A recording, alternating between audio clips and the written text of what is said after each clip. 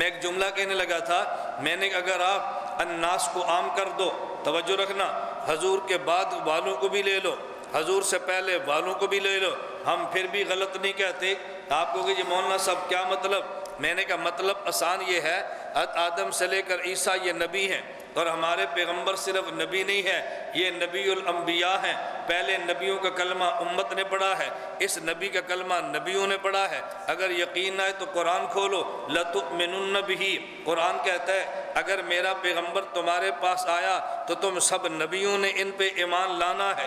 اخذ اللہ میثاق النبیین لما آتیتکم من کتاب و حکمہ ثم جاءکم رسول مصدق لما معکم لتؤمنن بہ، تم سب نے اس پہ ایمان لانا ہے۔ آپ پھر کہو گے کوئی ایسا دن دکھا سکتے ہیں، کوئی ایسا واقعہ بتا سکتے ہیں، کوئی ایسا خطہ دکھا سکتے ہیں جس پہ سارے نبیوں نے جمع ہو کے ہمارے نبی کا کلمہ پڑھا ہو؟ میں نے کہا جی ہاں ہم دکھا سکتے ہیں۔ وہ جی کون سی جگہ؟ اللہ کے پیغمبر مکہ سے چلے، بیت المقدس آئے، خدا نے سارے انبیاء کو بیت المقدس میں جمع کر کے ہمارے نبی کو امام بنایا، ان کو مقتدی بنایا۔ بھئی ان کو مقتدی بنایا، مصلی پہ کون؟ امام، وہ نبی ہے۔ مقتدی کون؟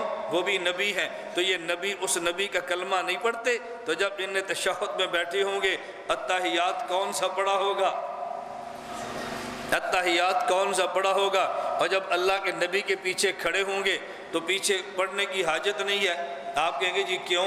ہم نے کہا اس لیے وہ اللہ کے نبی کے پیچھے کھڑے ہیں، فاتحہ پڑھ لیتے، بھئی تب پڑھتے جب ان کو ملی ہو، پیچھے دوسری صورتیں پڑھ لیتے تب پڑھے جب ان کو باقی صورتیں ملی ہو۔ یہ بات تو سمجھ آئی ہے کہ پہلے انبیاء کو نہ قرآن ملا، نہ 114 صورتیں ملیں، نہ انہیں حضور کے پیچھے پڑھی۔ تو سوال یہ پھر پڑھی کس نے ہے؟ آپ کہو گے امام الانبیاء نے۔ تو جو پیچھے مقتدی نبی کھڑا ہے وہ پڑھتا نہیں ہے، اس کو ملی نہیں ہے، لیکن جو آگے مصلی پہ پڑھ رہا ہے اسے مانتا بھی ہے یا نہیں؟ اس ماننے کا نام لَتُؤْمِنُنَّ بِهِ ہے۔